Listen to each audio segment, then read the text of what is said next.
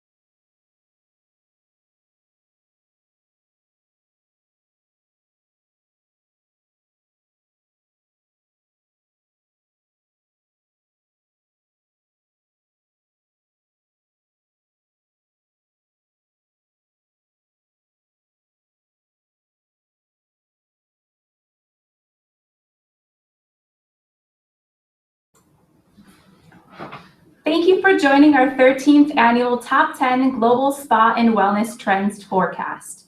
If you have any questions throughout the webinar today, the chat has been enabled. If we don't have time to get to all of the questions, someone will get back to you. First off, I'd like to introduce John Bevan, the COO of Spa Finder Wellness, Inc., who will kick it off. John? Good morning. Hello and welcome everyone to the 2016 Spa Finder Wellness Global Trends Forecast.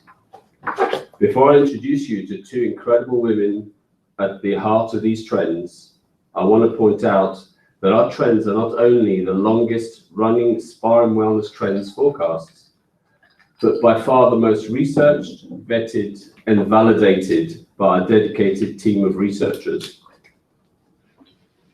It is months of hard work, and I want to thank the whole team involved in selecting and investigating these annual trends.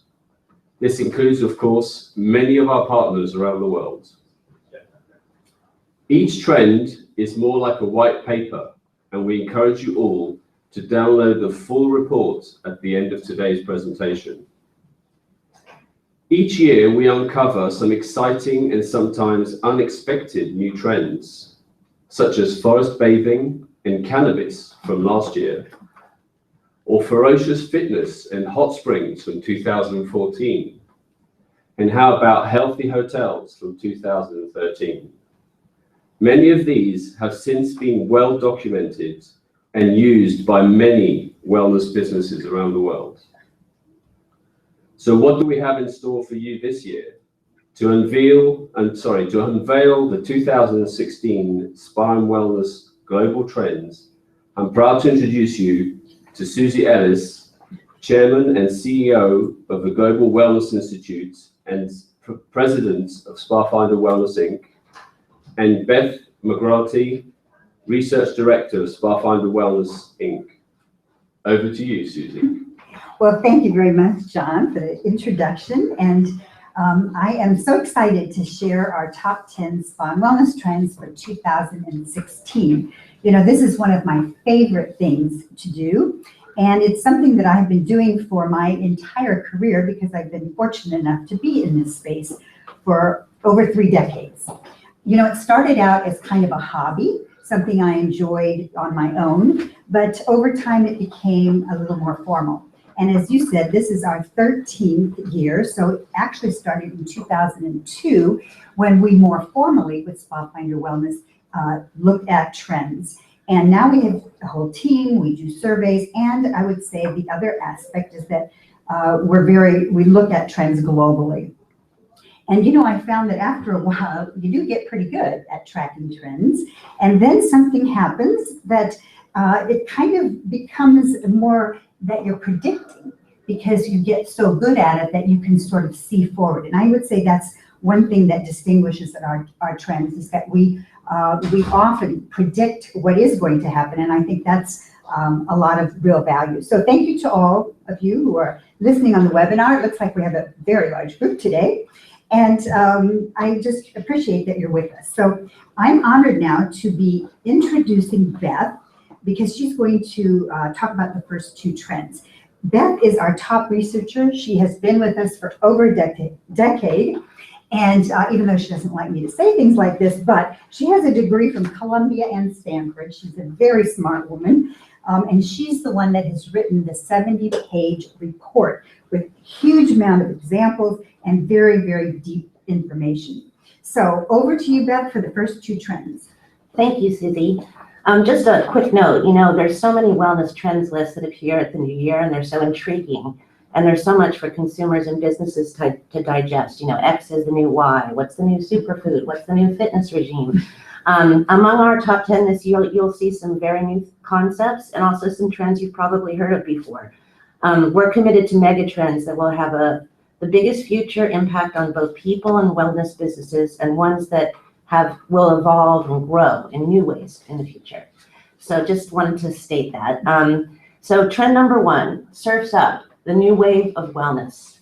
Surfing, along with spin-offs like stand-up paddleboarding, is fast becoming one of the world's hottest wellness travel trends. So just a little backup, you know, surfing has been the apex of cool since the 1960s. People from Mumbai to Malibu have been wearing surf fashion for decades. But in some ways, surfing has remained a really elusive kind of pastime. It's the province of boys, and most of us never jumped in. That's really changing. There's a very serious expansion in surf demographics and global reach. Now, surf tourism in 160 nations, more women, more luxury surfers. And all this opening up in surfing and the super accessible spin-off stand-up paddleboarding, which is done with yoga and Pilates and whatever, all this expansion is leading to some key trends. It's leading to a rise in a very cool new genre of destination, the surf plus wellness property, from India to Iceland. More women-only surf retreats, super luxe surf plus wellness destinations, surfing, fitness, surf simulating fitness in the studio. So moving to the feeling, you know, it's astounding how ignored surfing is by mainstream tourism. If you know a surfer, you know how much money they spend on this pastime, which is more like an obsession. It's a $130 billion industry. 9 in 10 surfers have taken an international surf trip within the last 5 years. Another reason that surf properties are so cool is they invented parts unknown travel, you know, far-flung, authentic experiential travel 50 years ago. Obviously, surf fashion is huge. And as I said, women are just expanding massively. 36% of surfers now in the US are women. And if you think that they're poor and young, they're not. They're earning $75,000 on average globally a year and well-educated. Another reason that surfing is rising is because people are realizing what an extraordinary, joyful form of fitness is. It's like a cardio workout, a core workout, interval training. And it leads to the body everyone wants now, which is the lean body and not the bulky gym body. So because the demos are changing, you know, surfers used to stay at bare bones bunkhouses, but now we're seeing amazing, cool properties that combine surfing and wellness at every price point. And you know, this combination of surfing, surf classes, and stand-up paddleboarding classes and wellness gives everyone so much to do when the waves aren't breaking. This is a shining example of the new properties. Commune Bali, which was founded by somebody who knows something about wellness travel, Tony DeLead, who founded Gwingana Lifestyle Retreat in Australia. And this is a property that marries destination spa levels of wellness. I mean, everything you could imagine: yoga, meditation, cooking classes, organic gardens, food. They call it the Health Hub, with surfing classes. And they will be expanding. They're developing to the Australia's Gold Coast in the next couple of years. So surfing is, you know, some nations like Costa Rica, Hawaii, Australia, Indonesia, Morocco, Mexico, surf tourism is, you know, the key part of their tourism. And so there's hundreds of amazing new surf and wellness properties in these places. This is just an example: Surf Simply in Costa Rica. Amazing surf coaching, plus yoga, massage, healthy food. And you know, as surfers, as beaches get crowded in California and Australia and Hawaii, surfers are pushing to every corner of the earth for great waves. And everyone will tell you, if you want to find the next great beach, follow the surfers. So we're going from India to Iceland. Here's an example: Surf Plus Soul, with all kinds of Indian wellness, Ayurveda, yoga, married to great surf classes. And as I said, women-only retreats and tours are exploding. Here's a pioneer, started in 1997, Las Olas Surf Safari.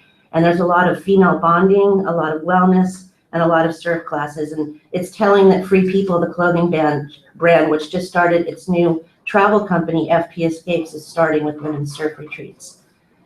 You know, 10 or 20 years ago, you couldn't even imagine the kind of luxury now at Surf Plus Wellness. It's Four Seasons luxury, it's Six Senses luxury, who are partnering with surf schools. And exclusive at these resorts often means limited access to really cult status waves. You know, only 10 people can go out. And this is an amazing example: Nihiwatu in Sumba, Indonesia, which has the most amazing spa program and also the most amazing surfing program. So obviously I said, you know, surfing is such a great form of fitness, it's going in the studio. So the leader is SurfSet Fitness, which is now in 250 fitness studios in 20 countries. And we're seeing an explosion of simulated surf parks because the wave technology is moving really fast. So that's going to bring surfing to people even in deserts and far from beaches. One example, Surf Snowdonia in Wales. And Kelly Slater just unveiled a new wave technology that actually has surfers excited, which is unusual. And the future, you know, surfing and wellness is just going to grow. If they say surfers never grow up, this industry certainly has. It's being combined with more wellness at more properties, and it will. It's an addiction. If you get bitten, you become obsessed. And environmentalism and sustainable surf development will be crucial in the future. Beth, this is such an exciting trend, and I know you've written so much about it. You know, I think sometimes people think that, oh, well, you know, that's not for me, I'm not a surfer. But the paddleboarding trend is part of this, and that is becoming huge, and you don't have to be near oceans for that. So the other thing that I learned from what your research shows is that it looks like it's possible that surfing will become an Olympic sport by 2020. And I also just learned, we were talking before we started, that the reason that could work is because of these surfing water parks that can end up with a consistent wave that you can then judge people against, which is fascinating. So, very interesting. Okay, so trend number 2, we move from surfing to sexual well-being, taboo no more. You know, this is a trend about how every kind of wellness is being explored and promoted now: physical, mental, spiritual, environmental, workplace. But conversations about and approaches to improve sexual well-being have been shut out of the conversation. For centuries, we lived in a totally schizo world. Sex is all sensationalism and shame. But we're seeing change. We're seeing more sophisticated, serious sexual wellness programming at spas and wellness retreats. We're seeing hospitals really out in front, combining doctors and sex therapists with a whole bunch of alternative practitioners, whether it's physical therapists or yoga, to address not only pelvic floor health, and which is going to become a huge topic in an aging world because pelvic floor health is so important to sexual response and pleasure. We're seeing new kind of sensual fitness, whether it's burlesque and pole dancing, which is far more sophisticated and empowering and has a much more wellness vibe and some kind of Real Housewives of Beverly Hills version. Fueling the trend, obviously 2015 was a landmark year for LGBT rights. Both Ireland and the US allowed people to marry who they loved. We're seeing a new wave of feminism, which has a very strong component of sort of let's get real about female bodies and sexuality. You see it in pop celebrities like Amy Schumer. And obviously millennials and younger generations are much more open about sexual orientation and identity. They don't care, 4 out of 5 don't care, and twice as many identify on the LGBT spectrum. So these, not everyone's LGBT, not everyone's a feminist, but all of these are opening up questions and about restricting and more scripted gender and sexual identities for all. So here's just a great example of a new wellness retreat that's focused on sexual empowerment. It's called SH Retreats. They're held in the English countryside or Ibiza, Spain, in gorgeous resorts. And they have teams of practitioners from sex therapists to pelvic floor health therapists for women. And they basically give women a crash course, and I mean nothing is held back, on improving your libido and pleasure. And SH also refers to the fact that you will never know the venue, and they only know you by your first name, so it's very discreet. They're doubling their retreats in 2016 because they're so successful, and they just said they're moving to the US. Sex and destination spas. I think we have to say the relationship between spas and sex has been very horrible because spas have always been associated, wrongly, often, with prostitution and massage parlors. For years, pioneering spas like Canyon Ranch or Miraval did some programming on sexual well-being like couples therapy, but now they're moving to bolder, more personal sexual health exploration.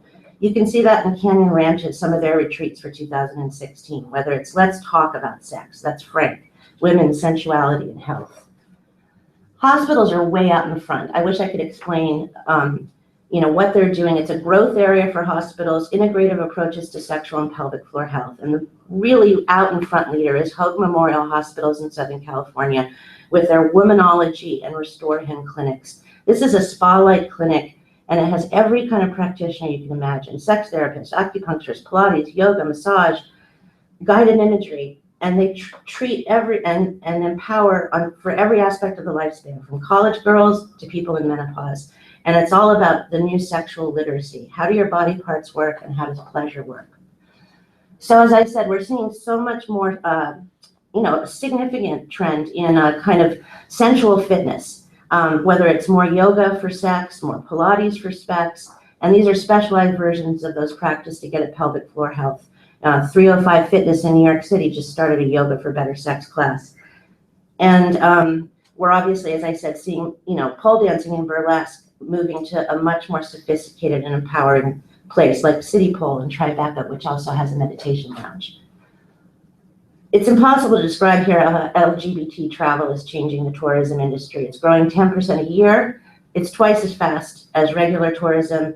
And every property and brand is really, reorienting to market and welcome this important new demographic.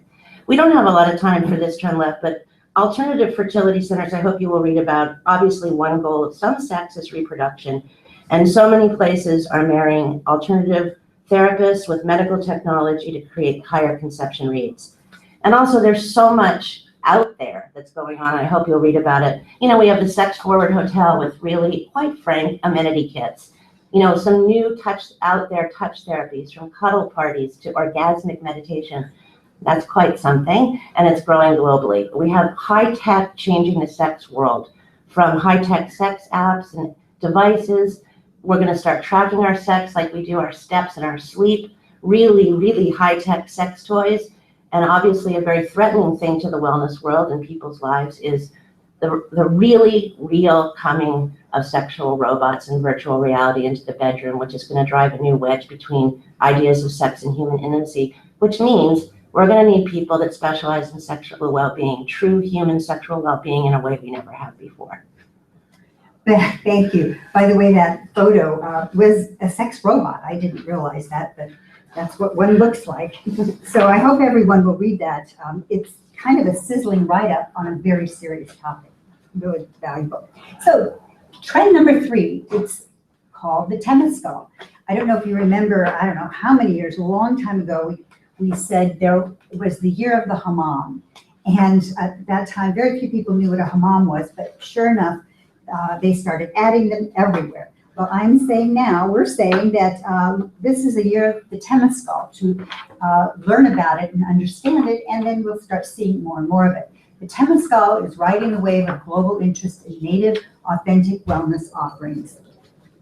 What Temescal means is it translates to house of steam, but it's really more of a ritual. It's rather than just a treatment. There's a trained healer, usually a shaman, guiding guests through a process, and it really seeks to cleanse bodies, minds, and spirit.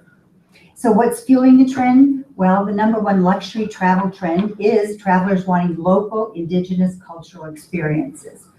And that's exactly what this is. This is, of course, from Mexico, and you'll find it in some other Latin American countries.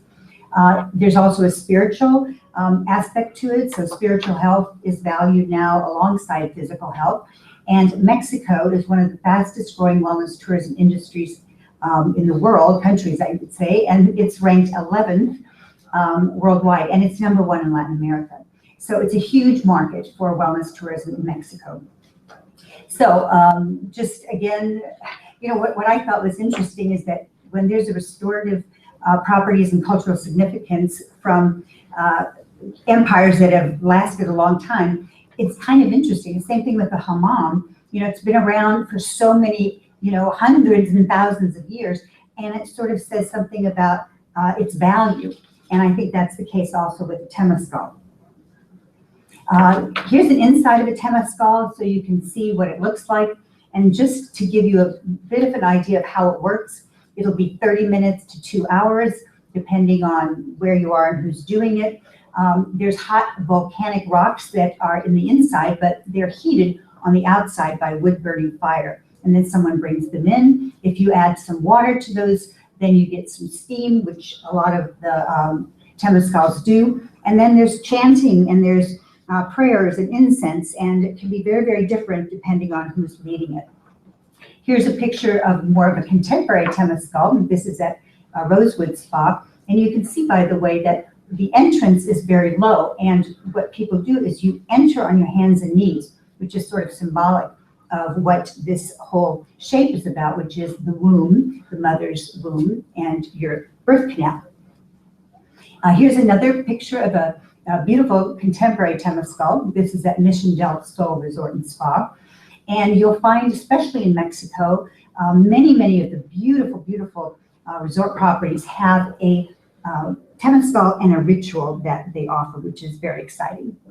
So what's the future? Well, I think the future is that you're going to start seeing Temescals go global. In other words, you'll see them outside of Mexico. So just as we've seen the Turkish hammam in different countries, or Thai massage, or Ayurveda, eventually we're going to see the Temescal in other countries.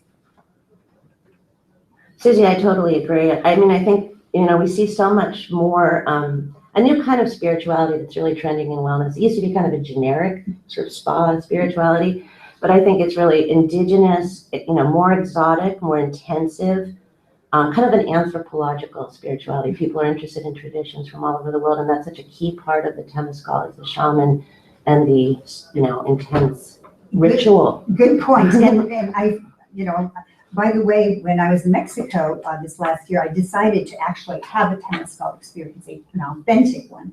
And, they have the kind where 2 or 3 people can go in, small ones, or, you can do larger ones with 12 people. And I did one with 2 or 3. And it really was quite an empowering experience. And there is ritual to it. And that's kind of the exciting part of it. I mean, this was out in the middle of nowhere. It was someone's, home. It was not even with a hotel. So it was quite authentic. Okay, let's go to trend number 4, parenting well. Serious spa and wellness for kids. I love this photo. This girl is so cute. Empowered parents are turning to the same spa and wellness therapies they use to improve their own lives in order to better their children's. This is something that I'm excited about. And, way back, we've had a lot of trends that have talked about, kids going to spas, but it was more about, princess, manicures and, crowns and sort of parties. Well, this is more about health. And what's fueling the trend is childhood obesity, which is, going up all over the world. The addiction to our screens, children's screen time averages 3 hours a day. Stress and anxiety, kids are having problems sleeping. And also some more availability of organic goods and parents being more empowered to recognize that some of the alternative therapies that are out there could be very good for their children. So what we're seeing mindfulness after math class. We're seeing mindfulness in many more schools now than we used to before. And kids taking to the mat. Yoga is especially interesting. Even in India, the Minister of Human Resources has now put yoga into every primary and secondary school. So you'll see more and more of that. Body work instead of homework.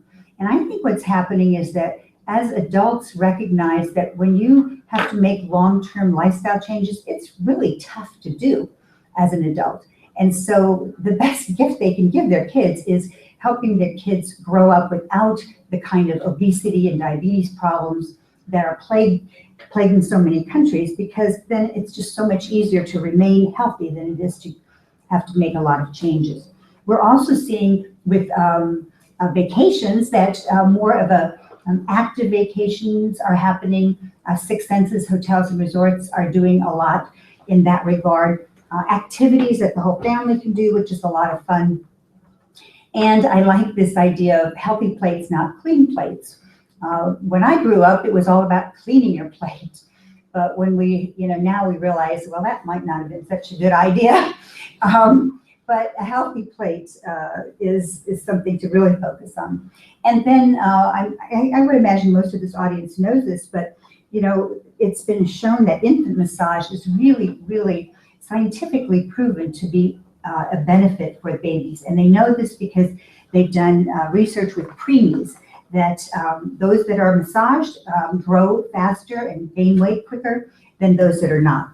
So all of this is now being applied to children, and I think that's a great thing. The future, hopefully, will be that programs improving children's well-being will drive the spa and wellness industry, because it just has to. It just has to. We can't continue to have all the unwellness that we have globally. Yeah, this is just such a huge trend for the industry. I mean, we're seeing practitioners doing, massage on very little children because they have tech neck at the age of 4. And there's just so many problems. I mean, there's such an opportunity for every wellness practitioner in this field. I think it's just not just a business opportunity, but as you say, a global opportunity to create so much more health, because they don't have lifestyles yet. Right, and most of our industry, we're always talking about adults. But, it's like, wait a minute, what about all the children? And so I think it's going to be great to bring them more into what we're all doing as adults. Okay, so trend number 5, the adrenaline and Zen cocktail, resetting the mind and body. This trend, people talk about, let's say, the first wave of wellness travel was spa, yoga, stress reduction, and that the second ascendant wave is more out in nature and more extreme adventure. But the trend really is not one trend replacing the other, but having more high adrenaline, super rush experiences, which are being innovated the craziest way, whether zip lining, circus schools, cliff camping, paired with deep relaxation, whether it's massage or meditation. There's such a proliferation of high octane adventure now, and it's being paired with what you could call après adrenaline relaxation at more resorts, more retreats, and tours. What's fueling this trend? Extreme is our zeitgeist culturally. We watch the X Games, we wear Patagonia, and we GoPro every insane thing we do, like 200-foot bungee jumping to the world. And the tourism industry separates adventure into soft adventure and hard adventure, and the hard adventure is going into near insane directions. We have wingsuit flying, which is free falling off cliffs in a Birdman suit. We have barefoot free climbing, which is scaling sheer mountain faces with no equipment. If you can think of an extreme adventure experience, it's probably being pioneered right now. We're skydiving, we're indoor skydiving, we're zorbing, which is getting into a hamster ball and rolling down a steep grade. We're cage diving with sharks. We're doing something called buggy rolling, which is having body armor on, covered with wheels and flying down a hill. So you're having this incredible innovation of adventure experiences, and obviously millennials and younger travelers are key here. But what's really fueling this trend is the profound mind-body impact of when you combine adrenaline rushes and relaxation. And to find out why more stressed people are seeking, seemingly insanely, more stress, we asked Dr. Kenneth Pelletier of the University of California at San Francisco in Arizona, what happens when you pair an adrenaline rush with Zen relaxation? Well, you know, in an adrenaline burst, which is good stress because you chose it, first of all, you're snapped immediately out of your cubicle head. You're totally focused on what's happening. And what happens to your body and mind is very deep. You have a surge of blood flow away from the brain to your limbs, which quiets your mind. You have a release of endorphin, serotonin, and dopamine because you're preparing for pain. That all equals euphoria. Your brain waves go to an alpha state, which is what meditators experience. It's the runner's high, which we've all heard about. After an adrenaline rush, everything like all the vital signs, cortisol, blood pressure, all the things that went way up, trough much lower. So you feel fantastic. And when you add relaxation intervals like massage and meditation, you're troughing your stress hormones, your heart rate, your brain waves, everything down further. So you put them together and people will ask you after a day of adrenaline rushes and spa, is it possible that I feel this relaxed and insanely rubbery? So this is not a paradox comparing adrenaline and Zen.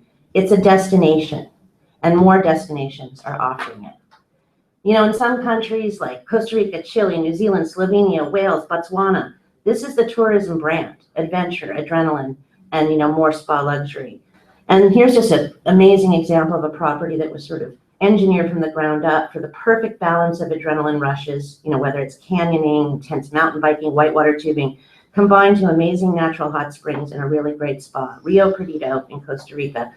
And they ran actually a package called Adrenaline and Spa in 2015. There's so many examples like this. Here's an example of branded adrenaline. So it's Cirque du Soleil taking its acrobatic arts to properties like Punta Cana in the Dominican Republic and getting people doing crazy things like trapeze, you know, obviously. And they also have a brand new spa and a new thing called the Zen Oasis Retreat for recovery afterwards. For years, destination spas, Miraval's the pioneer, have used these kind of out of your comfort zone challenges, tightrope leaps, as symbolic acts of overcoming fear and jumpstarting lifestyle change. They pioneered it. There's way more places doing this. This is just an example. Camp Powerment in California and Pennsylvania. It's a woman's sleepaway camp. And you try ziplining and high ropes. You're cheered on by women to have a sort of symbolic leap. We're seeing so much super extreme in spa. I wish I could go through it. Here's just an example. At the Hotel Sakakomi in Canada, you can drive a Porsche at 150 miles an hour on a frozen lake and then head off to their amazing subterranean sauna and spa. The Stanley Hotel, which is the hotel The Shining was based on, they're talking about a package where you spend a night literally on a cliff face, on a little piece of, you know, a little cliff, and then have a spa night to follow. Absolutely terrifying form of adventure travel. So, you know, the future of adrenaline, oh, and then it's all coming to meetings at places like Salamander, and Cirque du Soleil is getting into that high adventure meeting with their new Spark programs. So the future of this new pairing, this new contrast therapy, it's going to rise because it's a powerful brain and body relaxer. And, you know, the wellness industry really needs to turn to the medical evidence to create more mind-body, what I would call craft cocktails, so they can take people to the places they need to go. They need to reverse engineer experiences. And that's why we'll see more awe and spa. We can't talk about that. It's a whole other trend, but we hope you'll read about it. That was great. I don't know if I could encourage people enough to read this trend. I think it's one of the most important trends this year because it is, like you said, evidence-based. And I also, you know, the fact that there's something that really happens in your body when you push the adrenaline rush and then extend the end of that with relaxation. I just think it's a very exciting trend. So I also thought it was interesting, Beth, in your write-up that that zip lining is now called soft adventure. Right. And we picked the point. Even soft adventure is trending towards the hard. And as I said once, you know, if we see more zip lines, they're going to be crisscrossing the entire world at this point. There's so many. But anyway, so number 6 is WellFests. Festivals are shifting from wasted to wellness. Wellness festivals modeled after the super popular multi-day music festivals like Coachella are now putting health center stage. So we all know Burning Man, Bonnaroo, Carnival, Coachella, these huge tribal gatherings of music and art and lots of debauchery. So now we're seeing this is an ongoing trend. Wellness festivals spawning and putting all kinds of health as wellness, very innovative health and wellness on their center stage. They still have that festival DNA, which is so appealing to younger generations, and lonely people, person-to-person contact, see and be seen, and a collective social culture. So there's two types, obviously. There's dedicated wellness festivals. The leader pioneer here is Wanderlust, which started in 2009 and now has expanded to Canada, Chile, Australia, New Zealand. This is a multi-day revelry in every kind of wellness: yoga, meditation, music, healthy food, and then, experimental wellness curiosities like hula hooping and stand-up paddleboarding. They're so diverse. Some wellness festivals allow more of a party atmosphere and experimentation. Others, like Spirit Fest in Australia and South Africa, no drugs, no alcohol, and go to sleep at 10 p.m. Some are all about unplugging and getting away from and obviously some are all about, which so many festivals are about, is hashtagging, being seen, and so there's both kinds. So fueling the trend, obviously we talk about this a lot, and it's such a huge mega trend that's going to impact so many ways that wellness moves. It's loneliness. We're so digitally interconnected, but we're so lonely. Also, millennials are becoming a more important force, edging out baby boomers in wellness travel. They have the highest rates of loneliness, stress. They obviously go to music festivals, and they have a greater interest in wellness. There's so many examples. Number 6 in Wales has forest bathing, paddleboarding, a full spa, foraging for food, Tibetan singing bowls, Festival on the Isle of Wight, everything from acrobatics to llama hugging. And then there's at the big festivals, the music festivals, they're adding areas like healing fields or sanctuary. So this is an alternative space for recuperation and wellness after all this mayhem. So, and then, there's obviously long-standing and traditional major international festivals like the International Yoga Festival that's held in Rishikesh, India every year. This is a very serious festival at yoga education and immersion and lectures, and with very revered swamis. Luxury, you think of the wellness, the festival goer as some raving, ecstasy-taking teen in cutoffs and covered in mud, but the demos for the wellness seekers are high. So these festivals, some of the festivals are very high-end. Here's Further Future, a 3-day wellness retreat festival in Las Vegas. The ticket's $275. Some of the accommodations are $3,000 a night. There's spa going, fine dining, and mini TED Talks. And we're seeing a lot of single-day wellness festivals. So many gatherings all over the world. Here's an example of the one that's rising fast, Big Quiet, which attracts millennials in New York and other places for meditation events, 20 minutes of meditation followed by some dancing. And this is what it's all about. It's about being part of an event. It's about the audience being the experience, and it's about being with people. And then these kind of festivals are bringing more young people into wellness. So at the branding level, there's obviously so many vendors at these festivals, huge opportunity for wellness providers and companies. And then brands that are wellness brands are obviously also getting into wellness. The White Tour with its traveling yoga events from Paris to Toronto from a sportswear company. And here's Weight Watchers Me Fest in Minneapolis. The future is that the Wellness Festival will be a stronger brand in travel. And we can see wellness festival brands even expanding as brands. Wanderlust just opened a fitness studio in Hollywood with yoga, meditation. You get free festival tickets if you sign up.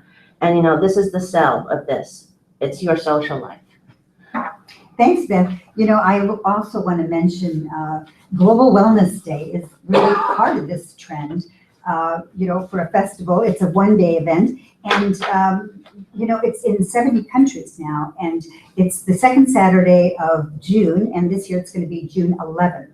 So Global Wellness Day is something that anyone that's listening on the webinar can partake in, because there's lots of ways to get involved. But that's a way to get, like you say, everybody focused on one issue for a festival. And so Global Wellness Day is really a festival for wellness.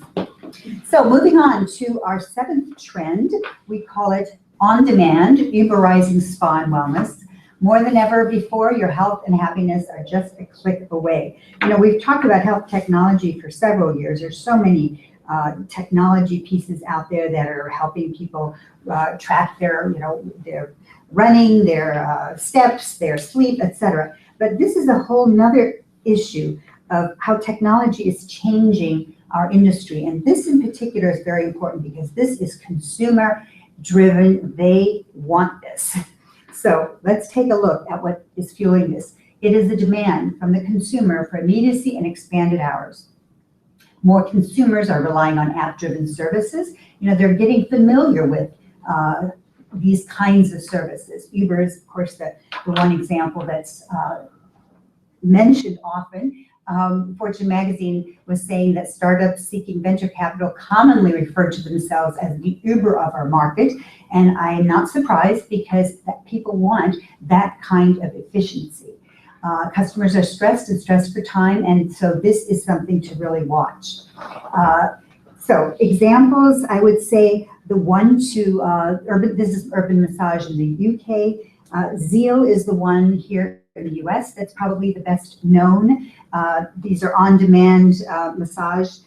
They have 5,000 therapists now. There's another company called Soothe. They have 1,700. They just bought a competitor called Unwind Me. And they're all over the world, not Soothe, but the whole on-demand for massage is all over the world. In fact, in Singapore, there's a company called Vanity, and they are making 70 appointments per hour. So I think we are just seeing the tip of the iceberg in this trend.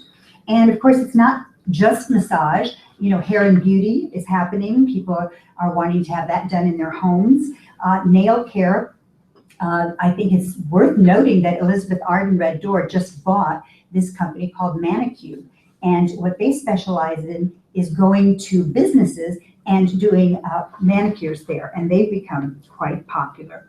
So also there's fitness, where we're used to, I think, having personal trainers come to your home. But now there's this, other additional part of it, which is deciding maybe an hour ahead of time that that's what you want. It's not always, having to book way ahead. I think it's also worth noting that doctors, the on-demand for doctors is also there. There's a company called Heal, H-E-A-L, where a doctor will come to your home for $99. And in New York, there is a company called Pager that will send a doctor to your home for $50. And also there's virtual visits, which really makes a lot of sense. A doctor can look at you, can see you, and certain things can certainly be handled that way. So I think we'll see a lot more virtual medical kinds of things also. So what's the future? Well, I think that there's room for both on-location and at-home services to flourish. But I think one other thing to look at, and for all of us in our industry to think about, is how can this maybe be combined? For example, Zeal now has a concierge service, and so they work with some spas and hotels. So it's very possible that you'll see these, on-location and at-home services combine in some unique ways. I think that'll be fun to watch. Yeah, it's funny you say, I think when they talk about the Uberization of everything and people have a little fatigue, I would say the spa, there's some industries that need it. You're stressed, you can't get to a spa, spas close at 6 or 7 or 8 p.m. There's need for that. So it's an industry that actually, the Uberization makes a lot of sense for what you're trying to accomplish with relaxation. The 8th trend, skincare gets soulful, the Korean beauty explosion 2.0. So Korean skincare is a hot trend in 2015, but you're going to hear more buzz in 2016 about Korean beauty and wellness too. More buzz about these high quality, endlessly innovative, affordable products and experiences. To say that Korean beauty was a one-year trend blip in 2005 and we can't talk about it anymore is like saying that Apple or Microsoft in 1995 was done changing the way we were going to do personal computing. Because with beauty and skincare, the speed and intensity of product innovation and the proliferation of products is making Korea a new world beauty headquarters. Just look at this, what Bacchus was. Leading Korean companies launch 20 to 30 products a month, imagine. Compare that to bigger often Western brands, which release 10 to 30 in a year. So next slide. So what we most of us probably know, if we know about Korean, the Korean beauty revolution, is this multi-step ritual. People will say it's a 10-step ritual, but some it's 7, some people have 20 steps. But the ritual, I'm going to go through this really quickly. You can look at it. It begins with an oil-based cleanser. It follows with a foaming cleanser, multi-week exfoliating scrubs, alcohol-free toners. The whole point of this is to get the skin ready to absorb so many different nutrients and moisture. Sheet masks, probably everyone's seen them. Fantastic, thousands of them for different goals, skin goals. Serums, essences, eye cream, moisturizer, sunscreen, and then repeat every day. The thing that's so interesting about this is really a new paradigm in beauty, obviously. Western beauty, you could say that Koreans' approach to beauty and skin is kind of, compared to what Western approaches have been, is more like prevention is to traditional medicine. It's proactive and not reactive. It's not just focused on problems after they appear, like acne and aging, and it sees the skin as a holistic environment. Also, it's really a change from beauty as stressed, sort of stressor with a need for speed, to a deliberate, meditative, and healthy ritual. It's a form of self-care as much as self-presentation. Such an interesting article last week in Slate about female academics and feminists gravitating towards Korean beauty rituals as a counter to the old, more oppressive beauty regimes. So it's self-care as a right, not beauty as a luxury. It's slow beauty. And this is a really fundamental shift in how we think about beauty. So this fueling the trend, South Korean women are some of the most discriminating and intense, and men, beauty customers in the world. You'll see the internet lighting up with reviews of products from Korea that do and don't work, reviews, blogs, videos. So it's very results and customer driven. And obviously it's a key thing about Korean beauty is its affordability. There's a whole section on Korean beauty now in Sephora. They're at Target, they're at Rite Aid, they're at Urban Outfitters, they're in Birchboxes. Pop packaging. So this is, letting this kind of intensive ritual and all these products come to everybody, not just luxury consumers.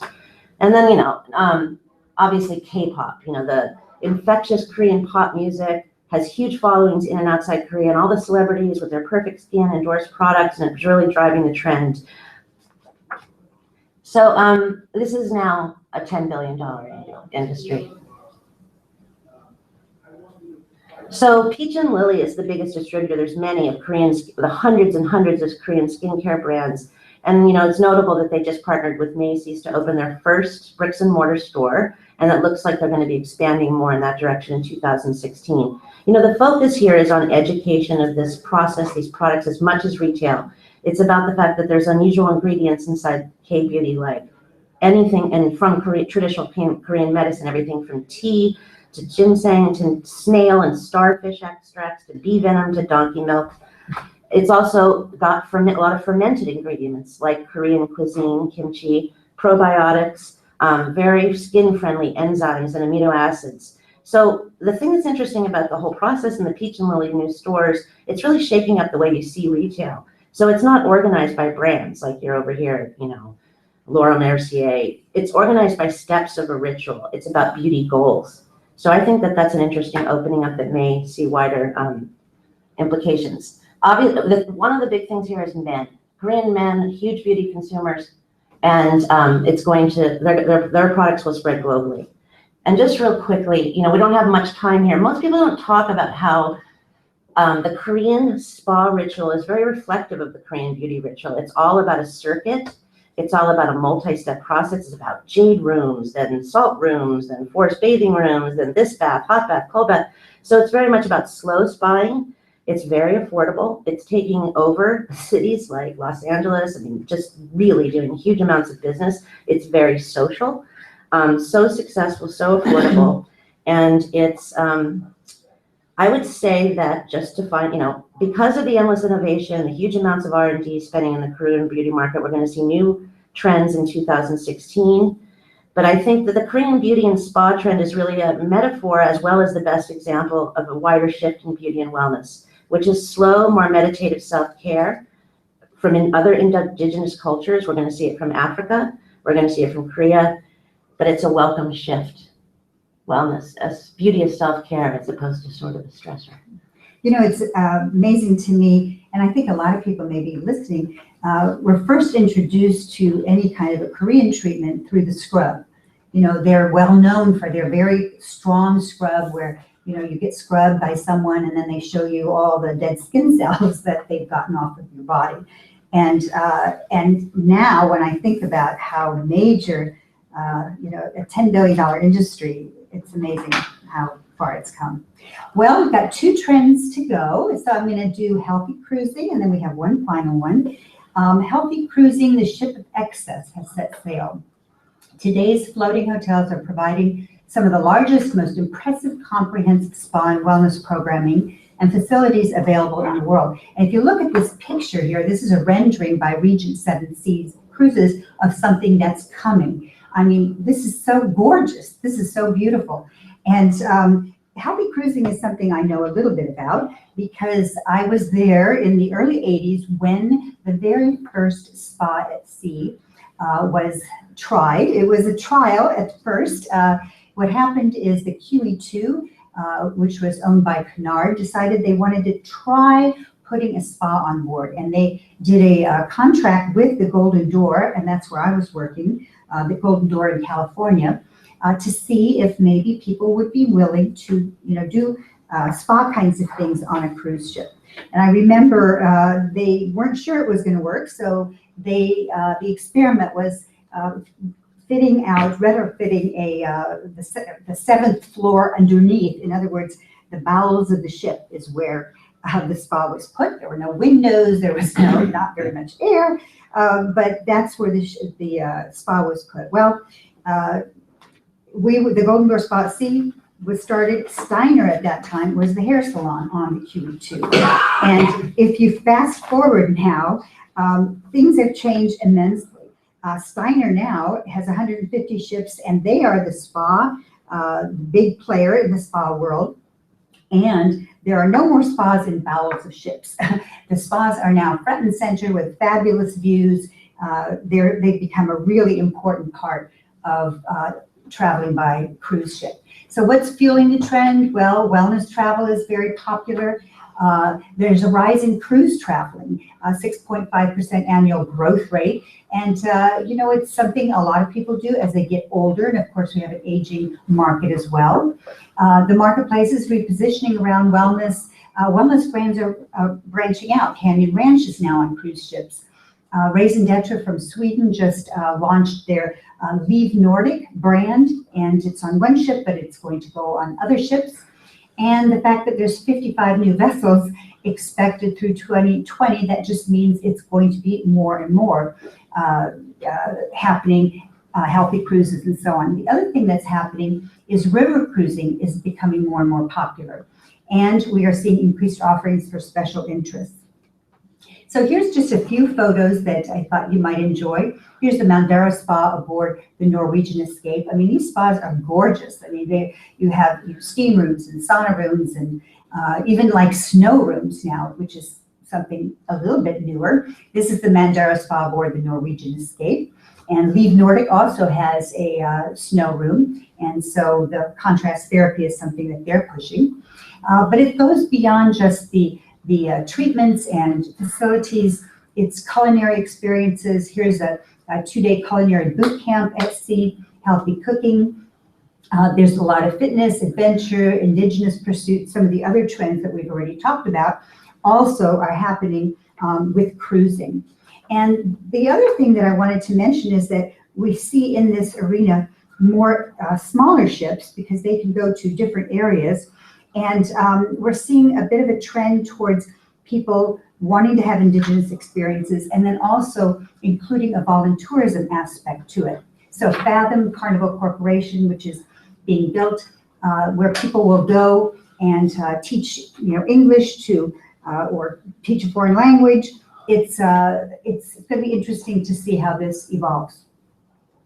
So what's the future? Well, I think that a couple of things will happen. I think, there could be more medical that happens on cruise ships. Already we're seeing medi spas. You can get Botox, you can get fillers, you can have teeth whitening.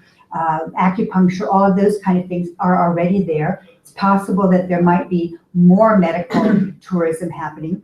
But I think what's going to happen on cruise ships is what's happening on land, and that there's going to be more attention to the physical environment. In other words, how is the air on the ship? How is the lighting on the ship? What about the carpets? All of the actual structures, making sure those are healthy. So I think that's going to be an exciting addition and a positive thing for cruise ships.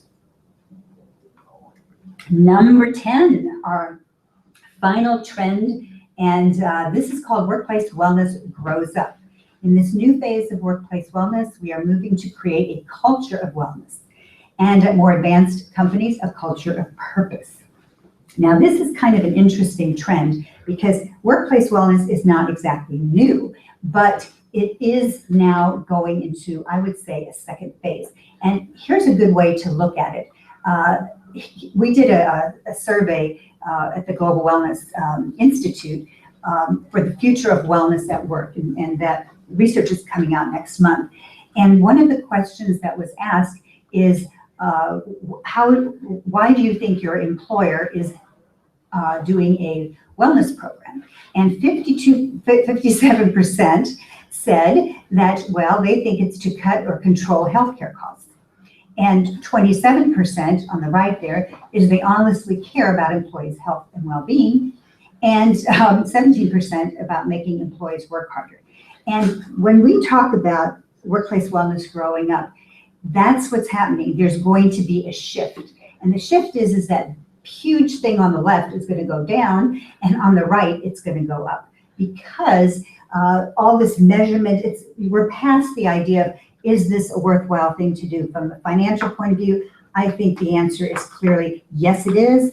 And now they are finding that just having a program in workplace wellness is not doing it. What you really need to do is care about people, and that's where the shift is going to be. So a culture of wellness, instead of programs, think culture of wellness. Even at SpaFinder Wellness, we have yoga classes 3 times a week. We even have a massage room here at the office, and we have massage therapists come twice a week. So that's great, but it's not enough. It's not enough to have programs, because if you just have programs, you're sort of you're just the tip of the iceberg. What you really need to do is care about the people who are working with you. And so that means looking at a lot of other aspects, like how long the work is, and if people have personal issues and so on. Another reason that this is not going away is because right now, an average Fortune 500 company spends 80% of their profits on employee medical costs. That is huge. And that's also why the United States is sort of the leader in workplace wellness, because many parts around the world, the governments are paying for employees' medical costs. So it's not, or people's medical costs. And so the employer is not needing to factor that in with their bottom line. But because of this, you'll see there's going to be a lot more emphasis on it. And I personally think there's going to be a huge opportunity for the spa and wellness industry, because they are going to be looking for people to help them lower those costs. What's fueling the trends is the fact that only 9% of all the workers in the world have a wellness program, and the current approach is really not working. Our survey showed that of those with a wellness program, only 3 in 10 use it, and only 1 in 10 thinks it improves their health. But there is certainly a need to attract and retain workers. There's certainly a lot of stress in people's productivity or in people's jobs, and the need for increasing productivity. So our survey also showed wellness. People are interested in meditation and naps and breaks, I think, obviously, because there's stress, exercise on site, stress reduction, that sort of thing. But remember, these are all programs, and they are not enough. They're not enough. What we are seeing, the workplace environment is also very, very important. The air, the fresh air, the water, the lighting in a person's environment when they're working is very, very important. And all of that has to be looked at when when thinking about workplace wellness. Another thing that's happening and is becoming more and more talked about is that the workplace wellness programs that are out there are finding that if someone is financially stressed, it almost doesn't matter what you put in your program, they are not going to be feeling a lot better. And so financial counseling, really financial wellness, is becoming part of this whole workplace wellness discussion. So another thing is to create a culture of wellness, non-standard work hours, allowing people to work more mobile, more remote. Those are the kind of things that add to people's health and wellness and have to be considered. And also, they're not necessarily going to be there for the programs that you have, or maybe you have to do programs that are mobile. And then we're also seeing, you've probably read about some of the extreme leaves. This is also for health and wellness. You know, when someone has a baby, they have more maternity leave, or like in Sweden, they're experimenting with a 6-hour workday. So there's certainly a trend towards looking at what would be the healthiest way for people to work. So what is the future? Well, as we've said here, we're going right now from programs to a culture of wellness. But my feeling is, what we're starting to see is a prediction that the culture of wellness is then going to morph into more of a shift towards a culture of purpose, because that's ultimately what we find, and the research is showing, is what leads to the greatest satisfaction for people when they're working, when they have a sense of purpose, when they feel that their talents are being used. And when that exists, then you start having healthier and happier employees. So I think that's very, very exciting. Well, Beth, what do you think? We're done. We're done. We almost got through them. So the top 10 trends, here they are. Just to review, Surf's Up, sexual well-being, the Temescal, parenting well, the Adrenaline and Zen cocktail, WellFest, on-demand skincare, Get Soulful, healthy cruising, and workplace wellness grows up. And tell us a little bit, Beth, about the 70-page report that you've written. And I just want to add that it's available. All you have to do is go to Spa Finder Wellness, go to spafinder.com, and right on the homepage, it'll show you where to go and get that report. And I just would also mention, please, when you reference anything from that report, to please, give credit to all the work that's been done here and attribute it to Spa Finder Wellness 365. So just to correct you, it's 90 pages, not Oh my 70. goodness, okay. And obviously that takes a lot of writers, so we want to thank different writers that, great writers that helped us. I think the thing about this trends report that's a little different than, there's so many amazing, intriguing trends reports out there, but this is about not just what's happening, why it's happening, where it's happening all over the world, how it's happening, and how it will move forward even more in the future. So it's, it's more like a white paper than a slideshow, but it is a slideshow too. So anyway, I just thank you, Susie. You've been so prescient for so many years. Well, thank you, Beth. It was fun doing this together. It's the first time we've done this together. Hope we'll do that again next year. And I just want to thank everyone. I'm sorry we've run out of time, so we'll answer whatever questions have come in afterwards.